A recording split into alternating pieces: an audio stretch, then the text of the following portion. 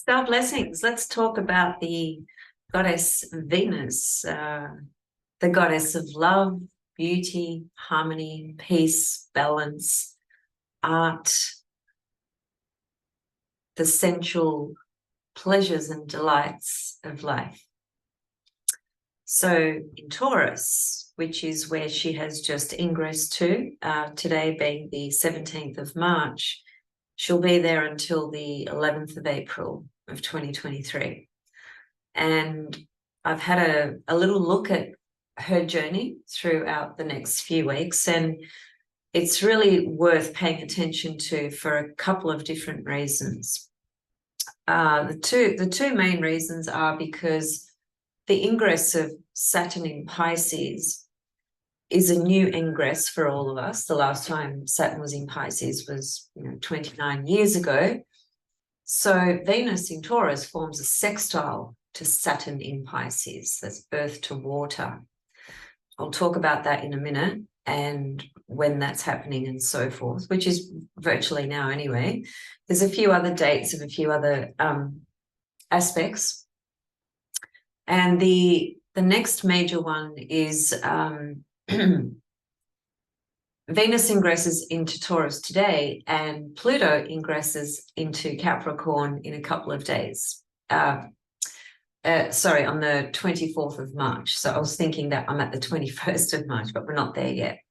So on the 24th of March, when Pluto moves into Aquarius, Venus is in Taurus and she's forming a square to Pluto. That's a very, very important transit, even though it's only there for a short time.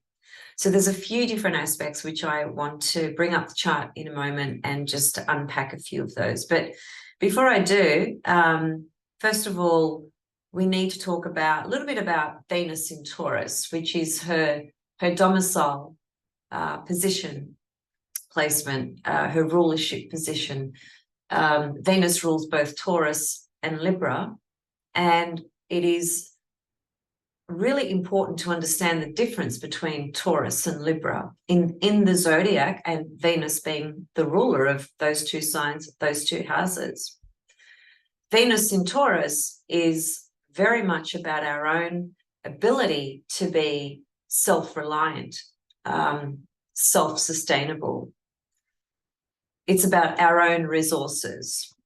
So from the material physical plane, it is about how we attract and create our own reality with the material world, as it were, and then subsequently the value we place on that as well.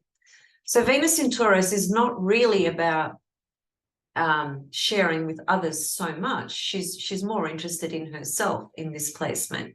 She's more interested in learning about her own values, experiencing her own inner reality in terms of how she feels within herself. So Venus has two functions. She has an inner function and an external function. The inner function is Taurus and the external function is Libra.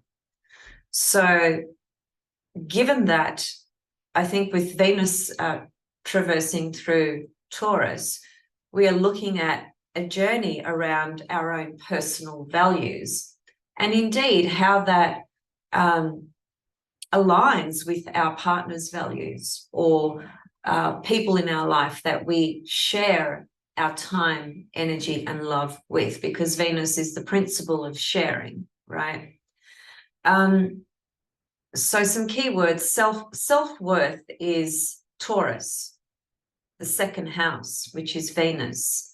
So our own sense of self-worth is a matter that definitely does derive from our upbringing, the experiences we had as a child, whether we were validated in our own worth is something that needs to come from our caregivers, our parents. And if that was missing or lacking in some kind of way, then that component of our self-worth suffers a lot.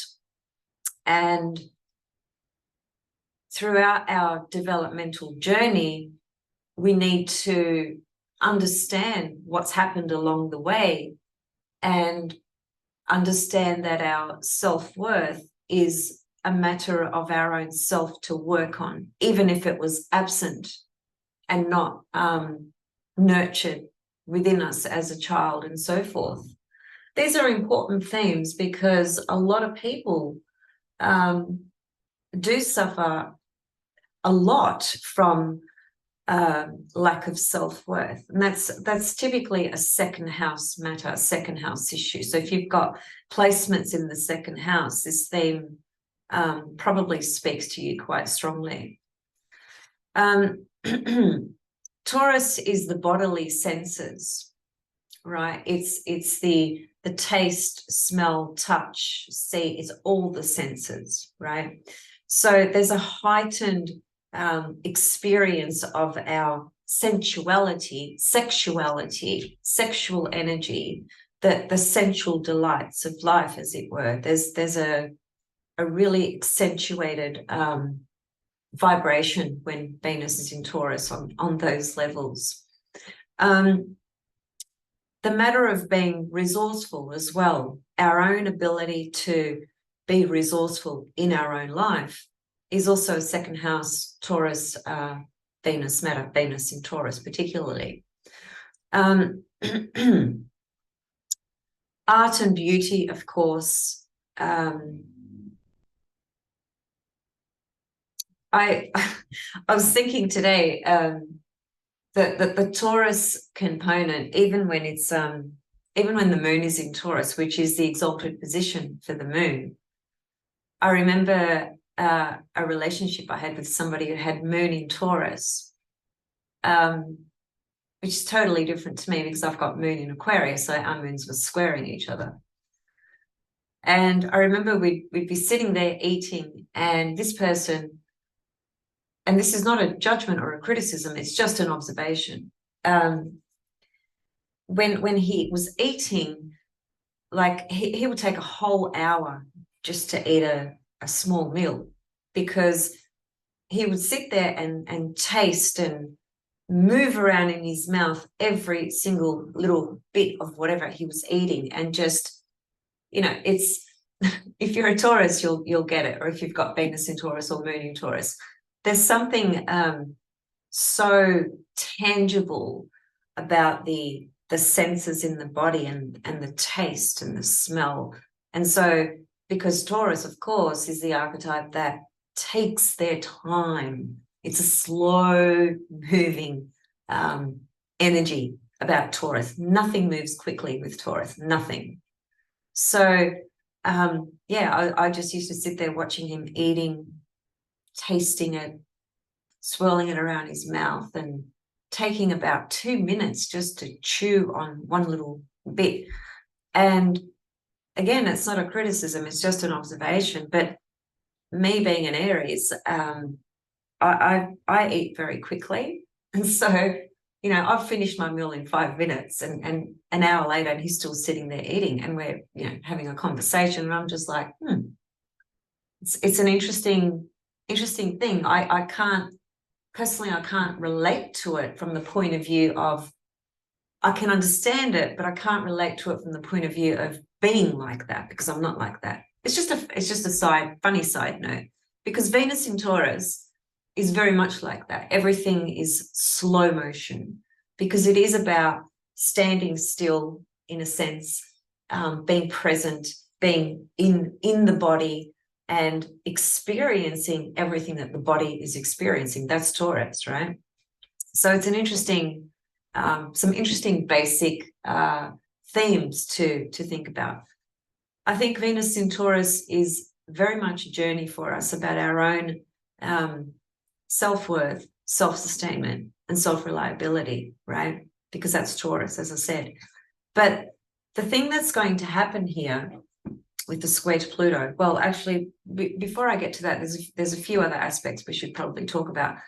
But also just one other thing, at the moment, relative to the Venus star points, we had the last Venus star point was an evening star in October, which was the ingress of Venus into Libra, right, which is a new ingression that only happens every 130, 40, 50 years. So it's a massive transition in the collective, and it's also a massive transition in our own lives relative to where that star point is. That's the direct movement of the Sun-Venus conjunction, right? Sun-Venus conjunction is the Venus star point. So the next Venus star point, which is the retrograde cycle of Venus, happens later this year in August, which will be in Leo. So we'll have a retrograde Leo cycle coming up, in about 5 months' time. And so if you count from October to August, October 2022 to August 2023, we're at that midpoint at the moment. We're right in the middle of the evening star and the morning star, right? So I think that's important to reflect on as well. So once again, with any transit that we are looking at, it is always important to look at where this transit is occurring in your chart. And the same goes for when you're having, when we have the retrograde cycle, which is the morning star, which is a very powerful period of reevaluation on everything that we have in our life, people, situations, etc. Unless you and your partner, if you're in a relationship, have the same ascendant and therefore the same signs on the house cusps, you are both going to have a different experience about what you are re-evaluating in your relationship. So two people are together, Venus is retrograde, and these two people have a different ascendant, therefore different house cusps. They're in the same relationship, but yet they're going to have a different reflection and reevaluation of what's going on in this relationship, because the Venus retrograde will be in different houses for both individuals. That's just another side note to keep in mind. The other thing I was thinking about as well, and I've seen this happen quite a few times with musicians, particularly musicians, it can be actors as well, but particularly musicians when they've transcended. When Pluto, transiting Pluto activates something in this person's chart, even though they are no longer in the physical, something about their life or their music or their artistry comes back to life, because Pluto is the it's many things, but it's certainly the energy that brings back things from the past. It revives them, right? So I was thinking, I'll just share my screen, and then we can look at the chart for Venus. But before we do that, let me just show you, it's Prince that I was thinking about, because he's like my ultimate favorite artist and musician. There are many others, many others, but Prince is like, one of my number ones. Now, see, he has Venus in Taurus. And if you think about Venus in Taurus, quite apart from some of the things that I've already mentioned, it's also that beautiful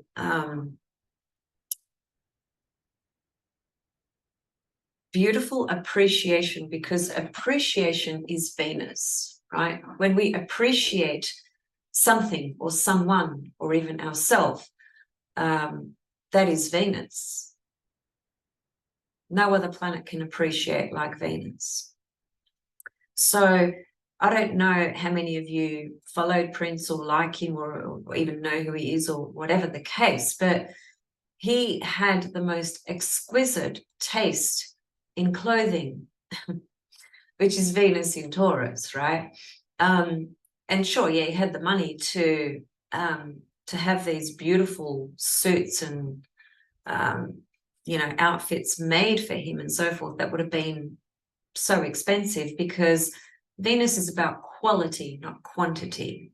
It's the quality of the fabric, the beautiful pure silk or whatever it is, just the appreciation of quality. That's Venus in Taurus, right? And Prince had, he had the most exquisite, exceptional flair and taste in his clothing, simply put, and he had that ability to pull it off. There's not many guys that could dress like him and pull it off. I think we all can agree to that, right? So there it is. That's Venus in Taurus, you know, being accentuated. This is Venus in her domicile, right? So what I was thinking was that when Pluto reaches about 7 degrees of Aquarius, and perhaps even earlier to that, because I've noticed with Pluto transits, we can use a 3-degree orb, which translates to about 2 years before the exact date kicks in. So even before Pluto reaches 7 Aquarius, let's just say 4 or 5 degrees of Aquarius, it's going to square his natal Venus. So that's in a couple of years' time. And so we'll keep a lookout for that, because I think something really interesting is going to be revived about his music and his artistry and his life that we didn't know about. Something to that effect. So we'll keep our eyes peeled open for that one. That was just a little side note, but it's valuable because it shows us something about Venus in Taurus, and it also shows us something about the power of Pluto, although it hasn't happened yet. But mark my words, it will happen. You'll see it. I've seen it so many times. I have absolutely no doubt about it. Okay, so here is the chart for the present moment, which is 17th of March, 2023. You can see that Venus is at 0 degrees and 5 minutes of Taurus. So she just went in there a few hours ago. So there she is there.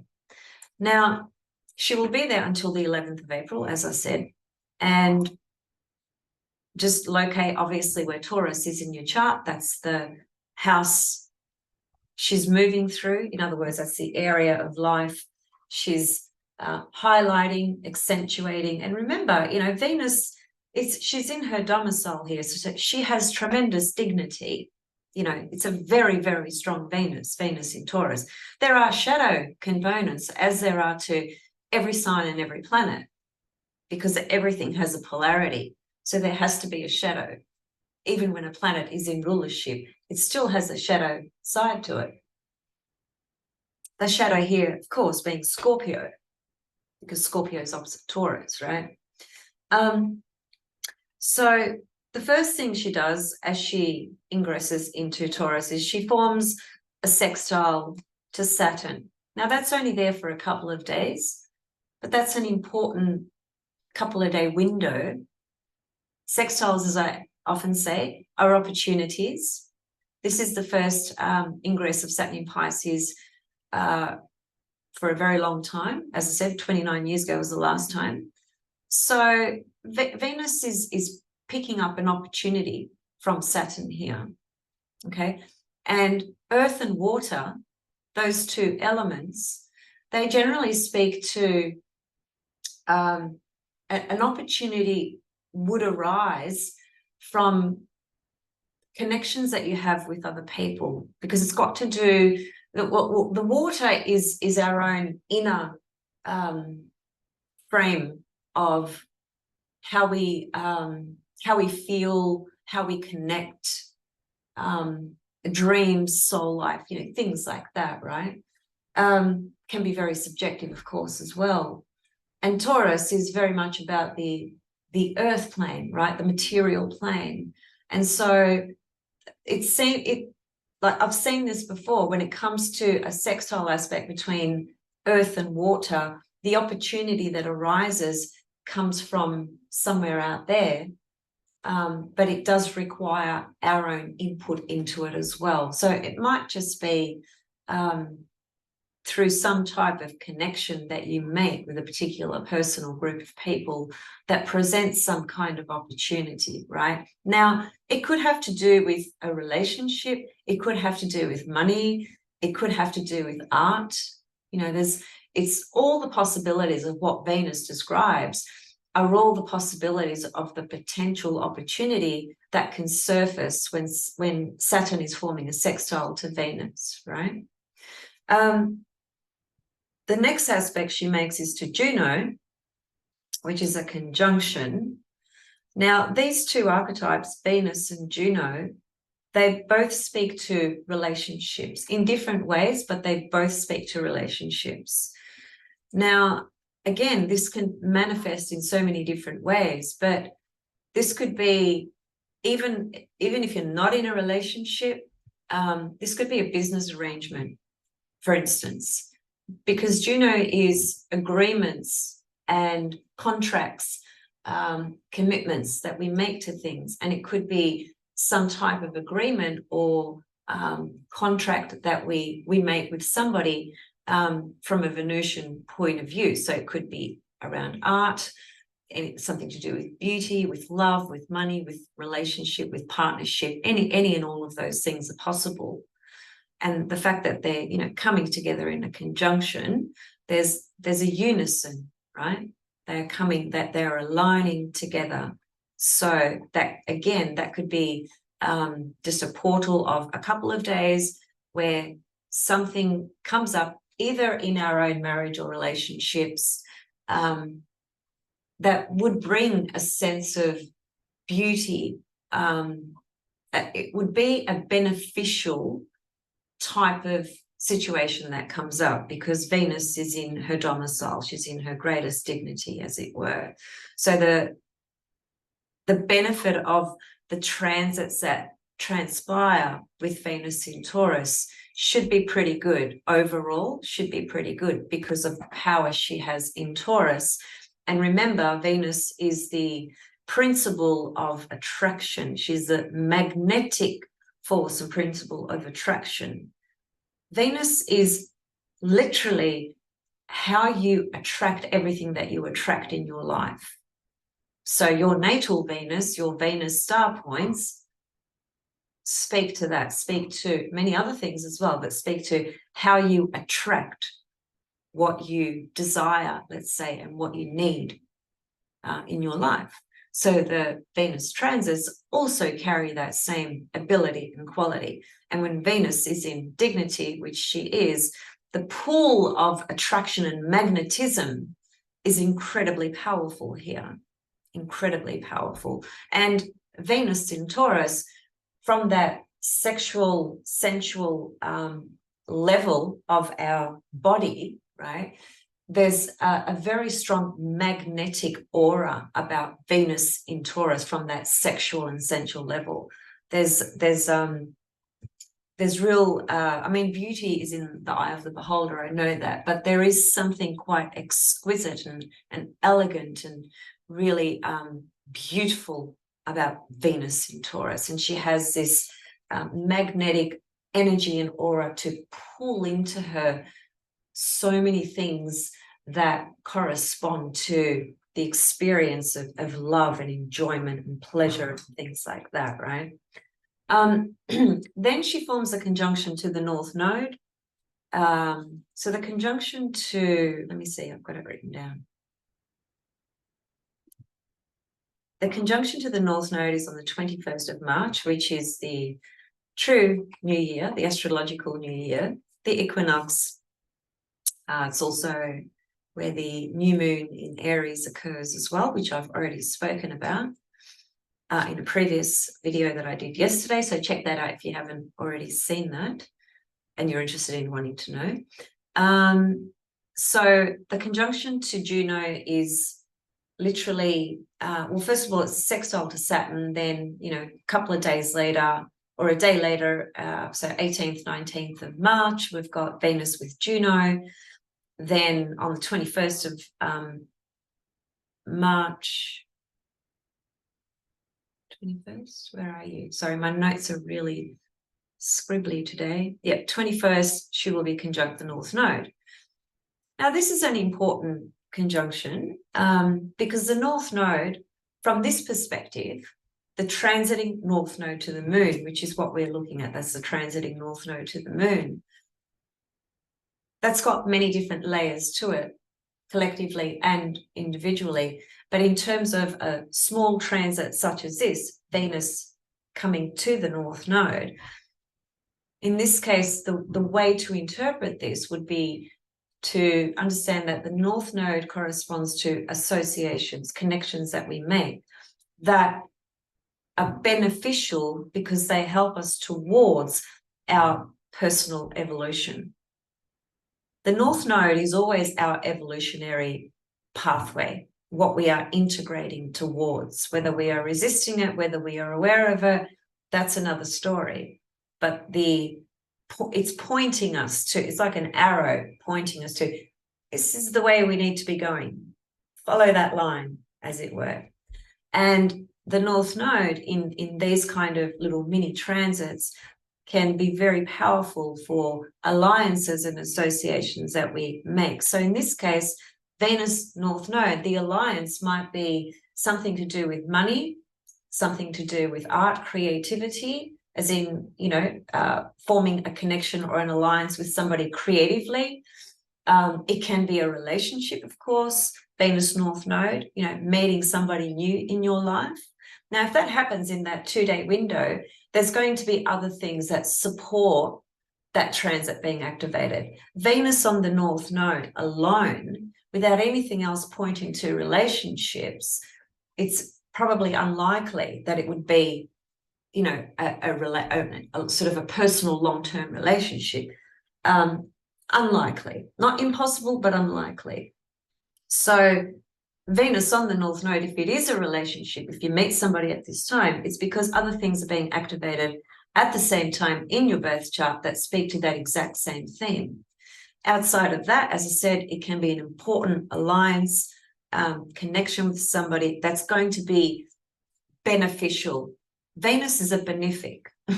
So she brings beneficial experiences and experiences to us, right?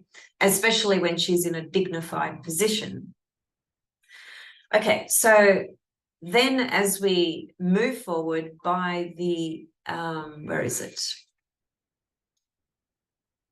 24th of March, which is when Pluto ingresses into Aquarius. And as I said, I'm going to come back and I will be talking about Pluto in Aquarius quite a bit. We've got plenty of time. It's going to be there for about 20 years. But yeah, in the next few months, I'll be preparing some presentations around that. So 24th of March, Pluto ingresses into Aquarius. That day, Venus is at about 8 degrees of Aquarius. Now, this is huge because this is the first time in 248 years that Venus in Taurus has found herself to be in a square position to Pluto in Aquarius. So I think that's quite a big deal. And I guess if we want to kind of put the puzzle together, the way I was thinking about it, that could be worthy for you to look at it in this way as well, and worth is Venus, by the way, is that because we're at the midpoint of star points and we're at the halfway point before we get to Venus being retrograde in Leo, then this Venus squaring Pluto is whatever themes and matters that it brings up are going to feed into the retrograde Venus cycle that comes up in August. So this is an opportunity really to work more deeply with our own personal values, Venus in Taurus. But it is a square to Pluto. And so Pluto is going to have the power over Venus, even though Venus is in her domicile. This is the way it works. Pluto is going to have the influence on Venus. So it is a square, which implies some change, some sense of internal conflict, perhaps, but a very dynamic force and energy. Now, this could be a marker for an intense encounter romantically as well. It could be drawing somebody in from a past life that you've had a relationship with before. Venus-Pluto aspects typically do bring up souls from the past, whether you have that configuration natally or whether it's coming up as a transit. I have a Venus-Pluto aspect in my own chart, and just about, actually every partner I've had, not just about every partner I've had, I know I've had a past life with them. I've mentioned this before a few years ago. So I'm very, very aware of that. So there's those possibilities as well. And then, of course, if you're in a relationship, there's the possibility of some realization occurring around, I'm in this relationship and I'm my values are just so not on the same page with this person. Why am I even in this relationship? So the questions come in around, is it worth staying in this relationship? What do I really have in common? And what do we value that's aligned, that brings our life together, still maintaining our individuality, but how do we bring it all together where we can feel harmonious in our relationship and in our path moving forward as a couple and as a way of growing individually, from an evolutionary perspective. So these are the questions and the themes that come up or could come up. And relative to our own self, if we're not in a relationship, or even if we are in a relationship, because Venus in Taurus is about self, it's not about the other. Venus in Libra is completely about the other. See, there's the two different functions of Venus. Venus rules Taurus, Venus rules Libra. Taurus component takes us very much into our own inner value system. And Venus in Libra takes us into the world of the other. They're very, very different. I talk about this in great depth and detail in my Venus webinar, which is coming up on the 31st of March. If you're interested in joining that, it is a webinar on the Venus star points, but I actually have a section in that webinar where I have some in-depth material about natal Venus versus Venus star point. What is the primary difference between them and how to understand the differences between them and then how to work with them, in your own life, in your own chart. So if you're interested in that webinar, just shoot me an email.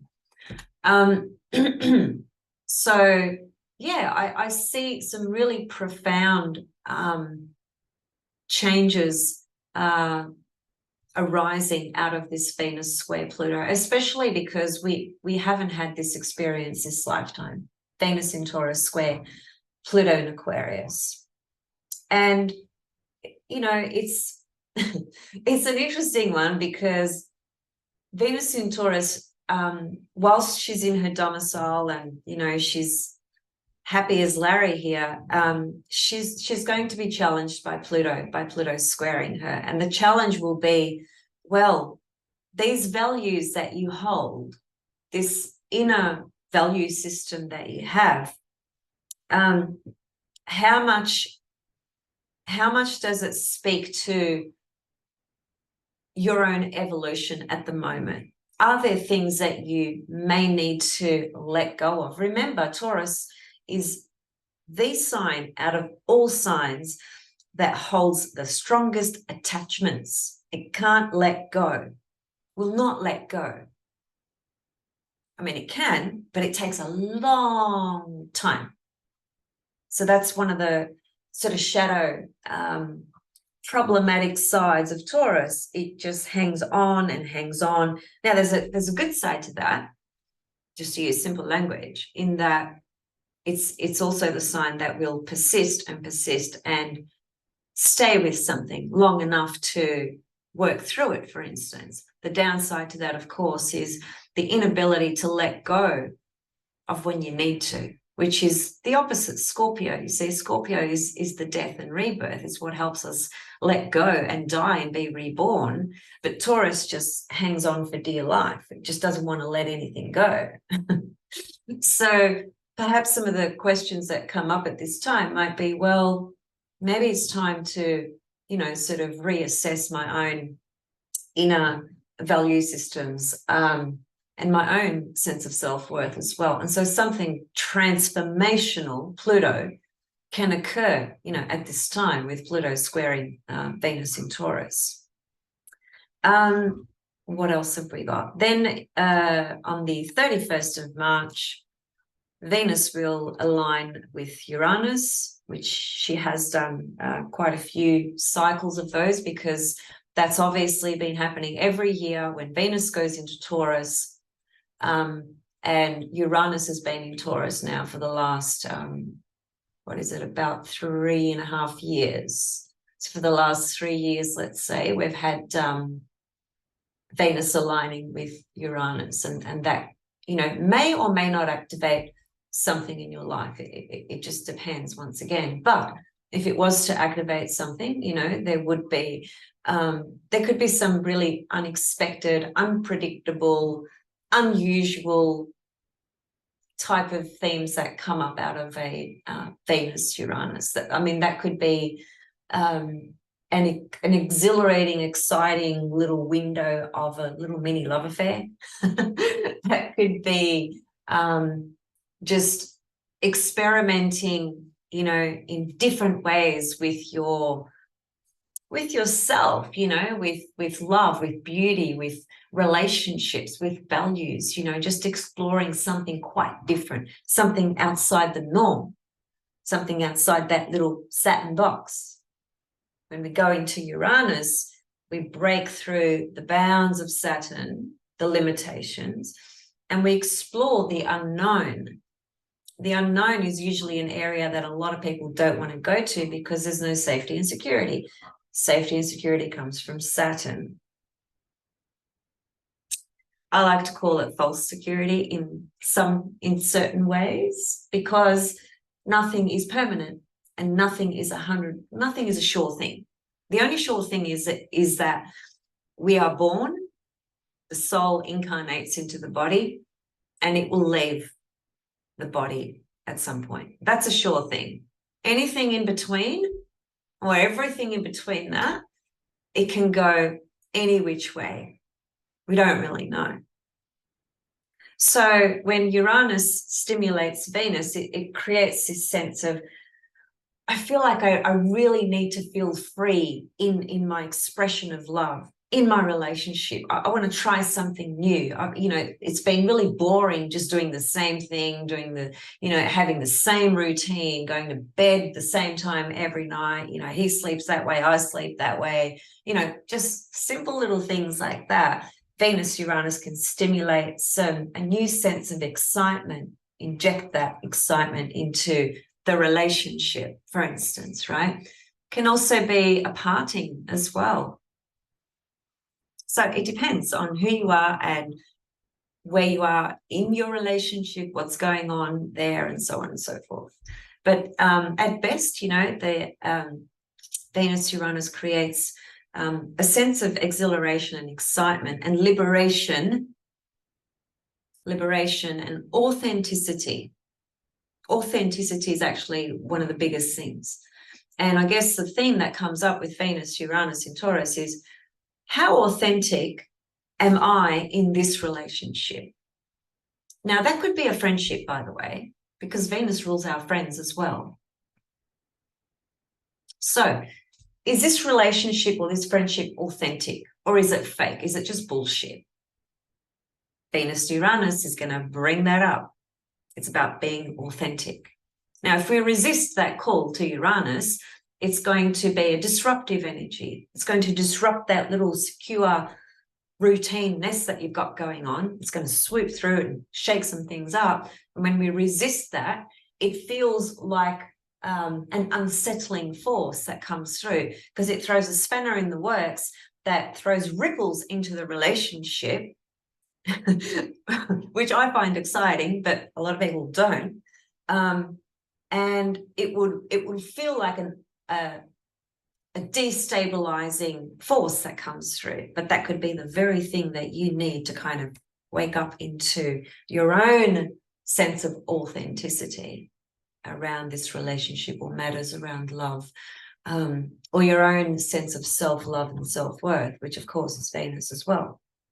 So these are all the things that we can play around with, reflect on, explore. You know, when we are aware and participating in the unfoldment of our evolutionary path, we can embody and integrate so much more in a conscious way. And I think that's important because it gives us a sense of authority about the choices we are making in our life and why we are making them, which is soul growth, right? Okay, so that's pretty much it. But I think there's a fair few things to think about there, starting right from the sextile to Saturn, the conjunction to Juno, the conjunction to the North Node, the conjunction to Uranus. And then when Venus hits 0 Gemini, Pluto will be in Aquarius still, and then Venus will form a trine to Pluto. I like that. I don't mind the square as well. I love Pluto-Venus aspects, period. Perhaps that's because I've got such a strong Venus-Pluto aspect in my own chart. So I'm a Venus-Pluto soul, woman, person, etc. But Venus trine Pluto, that's going to be an amazing little window there, portal, which I'll come back and talk about when Venus moves into Gemini. We don't need to jump ahead that far. Let's just try and remain present with the current present energies, right? It's because if we're just racing ahead trying to map and dot every single thing, I mean, it's one thing to have like a timeline and sort of go, okay, for the next 12 months, 18 months, 2 years, 3 years, whatever, these are my major transits. These are my major progressions. Here's the primary directions. There's so many techniques, right, to help us create a timeline of portals that are coming into our personal sphere. And then you put that down and you just stay in the present moment, day by day. Okay, what's kind of happening today? What's kind of happening this week? You know, I think by approaching it in that way, we learn to be patient, present, and allow ourselves to have an embodied experience so that we can grow from a much deeper level rather than just a mental perspective and just a dialogue that's going on in our mind about all these different things that are going on and different ideas and thoughts that we have, right? This is a very Venus in Taurus thing that I'm talking about, because she pulls us back into the body. She grounds us into the body, right, which is the temple of the soul. So I think it's going to be beautiful. Okay, I think that's about it, guys. So I'll see you guys soon with much more, as always. Just seeing that I've covered it all. Yes, I have. Okay. I don't know what's going to be next. Probably, actually, yeah, I do. It's probably going to be Saturn in Pisces. I've been bursting to talk about that one. So, once again, happy equinox, happy new moon in Aries, and it's actually the 21st of March is the astrological International Day for Astrology. That was that started back in 1993 through the Astrological Association.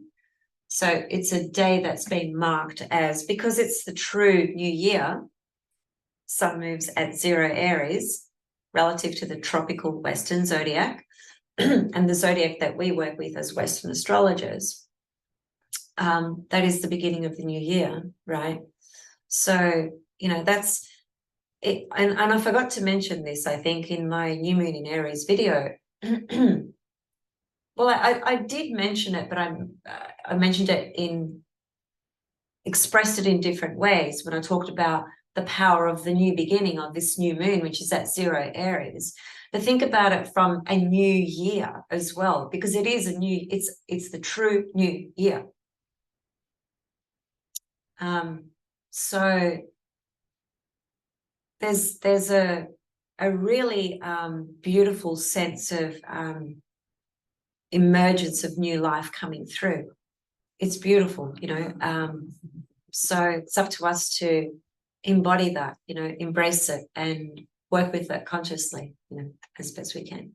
Okay, see you guys soon. Much love and thanks for listening. And if you're new, thanks for jumping on. And just to my my usual crew, star family, that make a comment every video and watch all my videos. A lot of you have been with me since I started. A lot of you have been with me since I started. Some of you have been with me for a couple of years. I'm actually very familiar with all the names, and I should be, and I am. And I feel like I know a lot of you, even though I've never met you. It's a really interesting world we live in. This the digital world in that way is wonderful, in terms of how it enables us all to connect. I'm living in Australia, and most of you guys, most of the people that follow my channel are all US based. There's a few from Europe as well, but it's mainly US, my audience, oddly enough. Well, it's not odd. I know why, because when I do my relocation chart for New York, USA, because that's like one of my favorite places, Venus in my relocator chart in New York is right on the midheaven, and my Venus is in a very powerful position. So that's what she's gifting me with, my connection to my US star family. Just as a side note, all these things matter. Okay, see you soon. Much love.